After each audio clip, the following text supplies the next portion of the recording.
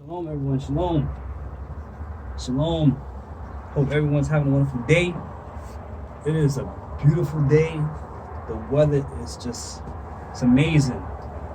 Probably later on during the week, it's probably going to get really cold. But right now, I'm just enjoying the weather. Last night was pretty cold, but today is it's awesome. Thank you, Father, for a wonderful day. Thank you for the weather. Thank you. In this video, I want to talk about the power of sukkah, the power of sukkah, and the power of joy and happiness and divine protection. In my Lulav and Esra video, I said that when we keep Sukkot, we're supposed to keep it with joy because we declare victory. When we wave the Lulav and Esra to the air, when we wave ourselves into the air to God, we declare victory. And Sukkot is all about happiness and joy. You know, I wake up 4 o'clock in the morning. I do my prayers, I do my morning prayers. And then after I do my morning prayers, I take my Lulav and Esrog and I wave it. And then I start dancing. I start dancing while everybody's asleep. While everybody's either asleep or getting ready for work, I dance. Pitch black at night. Because it's the only time I could do it. But I dance. And I have happiness and joy. Because if you look at my past videos, I always say, I'm going through suffering right now. And the only time to beat suffering is to have joy.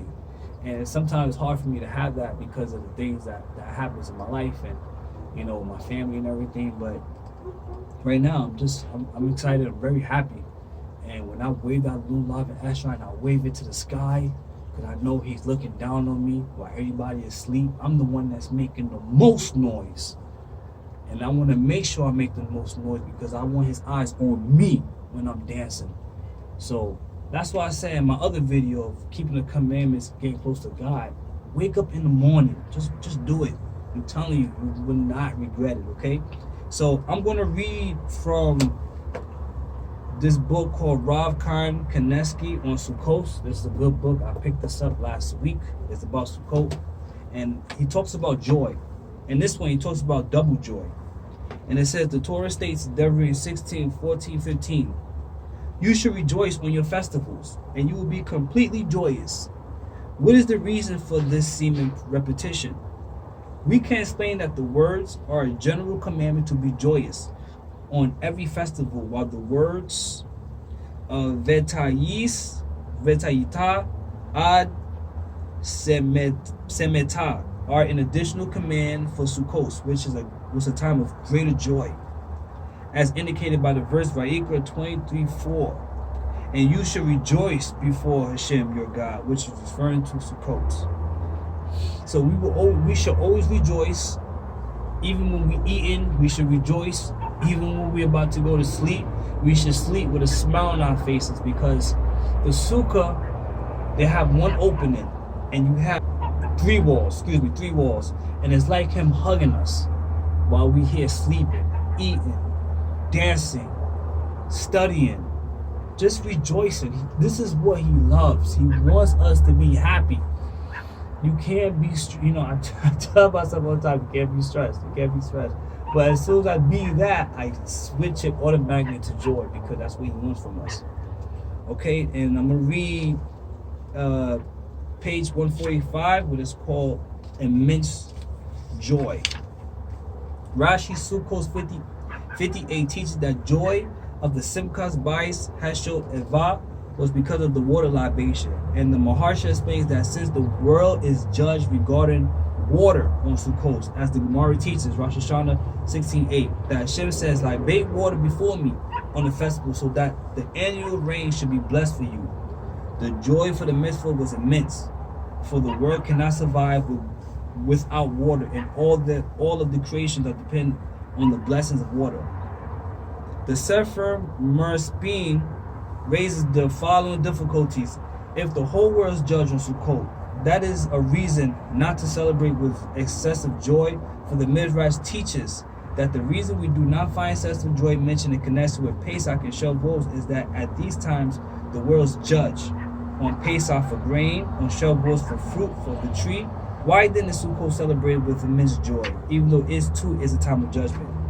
Rav Chaim answered that since the sins of the Jewish people are forgiven on Yom Kippur, we are confident that on Sukkot we will receive favorable judgment for water, and therefore the water libation was celebrated with immense joy. Furthermore, the Midrash teaches that taking a lulav on Sukkot is a sign that we have triumphed in the judgment of Rosh Hashanah. We just came out of Rosh Hashanah, the day of judgment, and then we went to Yom Kippur, where we completely are sin-free. Our garments is white as snow. Our garments is shining. As soon as we come to Sukkot, we have victory. And this is why it's always important to celebrate Sukkot with joy and happiness, because we have victory. Remember what I said when we take the lulav and Esrog, we wave it to the air. We have victory. We have triumph. We're waving ourselves to God, showing Him that we have victory, and we dance, and we be happy and joy. I must have said that like 1 billion times already, because that's the meaning of Sukkot, happiness. So I just want to bring that out there and just talk about that. And the power of Sukkot is joy. That's it. The power of Sukkot is joy. I love being in Sukkah. I'm not going to say this is my favorite mitzvah. I have a lot of favorites. Yom Kippur is my number one. But Sukkot is just a time of joy. It's a time of victory. And I know that because of my situation and everything, that victory is soon to come. And the enemy is panicking. All right, so my name is Yehoshua. Stay tuned. More videos to come. Parsha Bereshit is coming up soon to the beginning. And all I do is study the first 5 books. That is all I study. I don't really get in much of the New Testament or Tanakh. My goal is to understand the first 5 books to the best of my abilities. And that's probably going to take another 4 or 5 years. So, I'm blessed for that. And subscribe to the channel. Thank you for checking me out, even for a couple of seconds. Thank you. I hope everyone have a wonderful Sukkot. I hope that you have your sukkah. Do your best to build one the best as you can, or go to a Jewish community. That's what I would have done. If I didn't have a sukkah, I would go to a Jewish community. So I just want to say thank you for checking me out. My name is Yehoshua. Stay safe. Enjoy your holidays. Shalom.